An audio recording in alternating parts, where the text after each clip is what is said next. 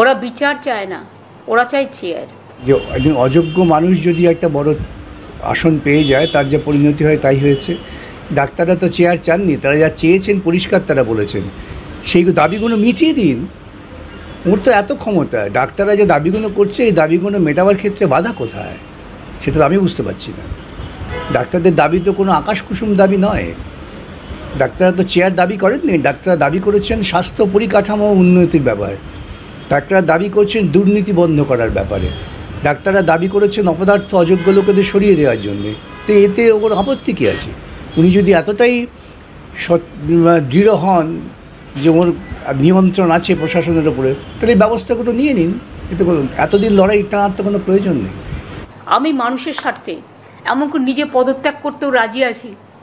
আমার মুখ্যমন্ত্রীর পদ চাই না, কিন্তু আমি চাই মানুষ বিচার পাক। আমাদের এই মুখ্যমন্ত্রী কখনো সত্য কথা বলেন না, সুতরাং উনি পদত্যাগ করতে রাজি বলে তিনি আরেকটা অসত্য ভাষণ দিলেন। উনি আদৌ পদত্যাগ করতে রাজি নন। ওর মতো ক্ষমতালোভী মানুষ খুব কম আছে। আমরা দেখেছি শুধু ক্ষমতা অর্জনের জন্য তিনি পশ্চিমবঙ্গের সর্বনাশ করতে যথেষ্ট উদ্যমী হয়েছিলেন এবং গুজরাট লবিকে সমৃদ্ধ করার জন্য উনি লড়াই করেছিলেন। সুতরাং ওর কথায় যারা ওর কথা সামান্যতম বিশ্বাস করবেন তারা নিজেরা অন্ধকারের যুগে চলে যাবে। দাবি করছি কী জানো, আমরা দাবি করছি ওকে ওর ব্যর্থতার জন্য নৈতিক দায় নিয়ে পদত্যাগ করতে। সে পদত্যাগ করুন, পদত্যাগ করতে রাজি আছি কেন? নৈতিক দায় হচ্ছে এমন একটা জিনিস, তা তাৎক্ষণিকভাবেই তাকে পদত্যাগ করতে হবে যে আমি এই নৈতিক দায় নিয়ে পদত্যাগ করলাম। সেটা করার মতো তো তার সৎসাহস নেই। উনি অহরহ অসত্য কথা বলেন, অহরহ ভুল কথা বলেন। লাইভ স্ট্রিমিং করলে মানুষ তো দেখে যাবেন, সব মানুষ দেখবেন যে কী আলোচনা হয়েছে, কী কথাবার্তা হয়েছে। সেটা প্রকাশ হলে পর ওর পক্ষে বড় অসুবিধে হতো, সেই জন্যই তিনি লাইভ স্ট্রিমিংয়ে রাজি হননি। এছাড়াও ভিন্ন কোনো কারণ নেই। বলছি সেখানে তিনি তো একাই কথা বলেন, সেখানে আইএএস আইপিএস অফিসাররা তারা তাদের সিঁড়াটা বিকিয়ে মাথা নিচু করে বসে থাকেন। এমএলএ এমপি যারা থাকেন তারা জানেন যে আমরা কাটমানি খাই, দিদি ধমক দিলে চুপ করে যাব, যতগুলো হয়েছে দেখতে পাচ্ছেন। কিন্তু এক্ষেত্রে যারা যাচ্ছে তারা তো সিঁড়াটা শক্ত করার আন্দোলনের তো চিকিৎসক। তাদের দাবি তো কোনো নির্দিষ্ট ব্যক্তি স্বার্থের দাবি না, তাদের দাবি হচ্ছে একটা সামাজিক স্বার্থের দাবি। সেটাই উনি ভয় পেয়েছেন যে এদের ধমকে চুপ করিয়ে দেওয়া যাবে না, অতএব লাইভ স্ট্রিমিং করলে মুশকিল। কথা বলার দরকার থেকে উনি দাবিগুলো মেনে নিন না। এই কোন দাবিটা যা মানা যায় না, যে দাবি মানলে পরে ভারতবর্ষের সংবিধান চুলোয় চলে যাবে? উনি বলুন না যে আপনার এই দাবিটা ভারতবর্ষের সংবিধান সম্মত নয়।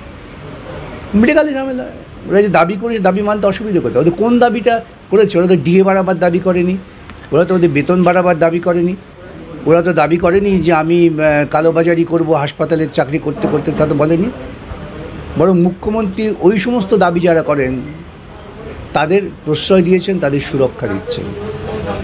যদি আপনারা মুখ্যমন্ত্রী রাজ্য সরকারের বক্তব্যগুলো বিশ্লেষণ করেন এই সাম্প্রতিককালে, তাহলে দেখবেন যে তারা তাদের নিজেদের গায়ে নিজেরা কালি ছেটাচ্ছেন। ডাক্তাররা কিন্তু সমুজ্জ্বল চেহারা নিয়ে লড়াই করছেন, নৈতিক লড়াই, নির্দিষ্ট দাবির ভিত্তিতে, যে দাবিগুলো যৌক্তিক দাবি। একটা দাবিও কেউ বলছেন না এই দাবিটা অযৌক্তিক। সেটা আমিও সমালোচনা করেছি, আমার পোস্ট আপনারা দেখে রাখতে পারেন।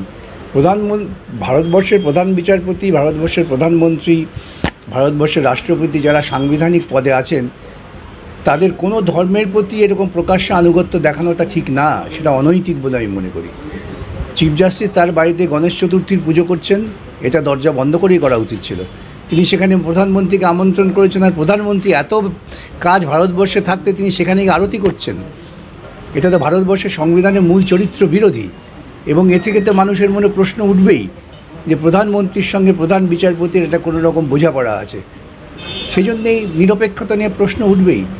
আমি যখন কোনো সাংবিধানিক পদে থাকি তখন আমাকে সাংবিধানিক যে নৈতিকতা তার উপর ভিত্তি করেই চলতে হবে। আমাদের কাছে ধর্ম ভারতবর্ষের সংবিধান, আমার কাছে ধর্ম মন্দিরে গিয়ে পুজো মাথা ঠেকানো নয়, এইটা বুঝতে হবে। সুপ্রিম কোর্টে কোনো মামলা চলছে না। যারা বলছেন সুপ্রিম কোর্টে কিছু বিচারাধীন আছে তারা না বুঝে বলছেন। সুপ্রিম কোর্ট স্বতঃপ্রণোদিত হয়ে এই ডাক্তারদের আন্দোলনটাকে তারা বিচার করার জন্য নিয়েছেন। তারা আরজি কর হত্যাকাণ্ড বিচার করার জন্য তারা স্বতঃপ্রণোদিত নেননি। এখন সুপ্রিম কোর্টে বিচারযোগ্য কিছু নেই। যেটা সুপ্রিম কোর্ট করছে সেটা সুপ্রিম কোর্ট তার সাংবিধানিক ক্ষমতার বলে, স্বাস্থ্য যেহেতু একটা সাংবিধানিক মৌলিক অধিকার, সেটাকে রক্ষার জন্য কী কী ব্যবস্থা নেওয়া হয় এটাই করছেন। সুতরাং সুপ্রিম কোর্টে কোনো বিচারাধীন মামলা নেই। মুশকিল একজন লোক যদি অসত্য কথা বলে যান, ধারাবাহিকভাবে তিনি তথ্যবিহীন কথা বলেন, অর্ধসত্য কথা বলেন, তাকে ঠেকাবে কে? তাকে তো ঠেকাবার কেউ নেই। ঠেকাচ্ছে এই আন্দোলনকারী তরুণেরা, সেই জন্যই তিনি ভয় পাচ্ছেন তাদের সঙ্গে বিভ্রান্ত করার জন্য। আসলে ওর নিজের মনের মধ্যে একটা আতঙ্ক ঢুকে গিয়েছে। এতদিন ধমকে চমকে তিনি সবাইকে নিয়ন্ত্রণ করার চেষ্টা করছিলেন, বামপন্থীদের পারেননি, আর এই চিকিৎসকদের পারছেন না। এটাই ওর পক্ষে আমার বিপজ্জনক হয়ে গেছে। যে পদত্যাগ করতে রাজি আছি, পদত্যাগ করে দিন। যার এই মানসিকতা থাকে যে ব্যর্থতা হয়েছে, ব্যর্থতা স্বীকার করে পদত্যাগ করছি, তিনি পদত্যাগ করতে রাজি আছে বলেন না, তিনি পদত্যাগ করে দৃষ্টান্ত স্থাপন করেন। সুতরাং এটা বুঝতে কারো পক্ষে খুব একটা অসুবিধা হবে না। উনি ঠায় বসে থাকেন, উনি কোনো কাজ করেন বলে তো আমার মনে হয় না। দৌড়ঝাঁপ করেন, লোককে গালাগালি করেন, এটাই করতে পারেন, এছাড়া কিছু পারেন না। সরকারের দায়িত্ব আন্দোলন হচ্ছে, আন্দোলন মেটানোর জন্য ব্যবস্থা নেওয়া। এটা সুপ্রিম কোর্টের দায়িত্ব না, সুপ্রিম কোর্টের দায়িত্ব নেয়নি এবং দেয়নি কাউকে। অতএব সুপ্রিম কোর্ট বলে লাফালাফি করে লাভ কী? তো মুখ্যমন্ত্রী তো ওয়েট করে থাকতে হবে, তিনি রাজ্যের মুখ্যমন্ত্রী হয়েছেন। আমার নির্যাতিতার মা বাবা যখন 3 ঘন্টা থানা বসেছিলেন, তা কার অপেক্ষাটা অনেক বেশি গুরুতর, কার অপেক্ষাটা অনেক বেশি মানসিক বিভ্রান্তি অত্যাচারের সৃষ্টি করেছে? মৃতার বাবা মাকে 3 ঘন্টা বসিয়ে রাখার অপেক্ষা, আর না মুখ্যমন্ত্রী ঠান্ডা ঘরে বসে চা খাচ্ছেন, গল্প করছেন, একে তাকে ধমকাচ্ছেন, 2 ঘন্টা তিনি অবসর কাটিয়ে দিলেন। সুতরাং এই দুটোর কোনো তুলনা হয় না।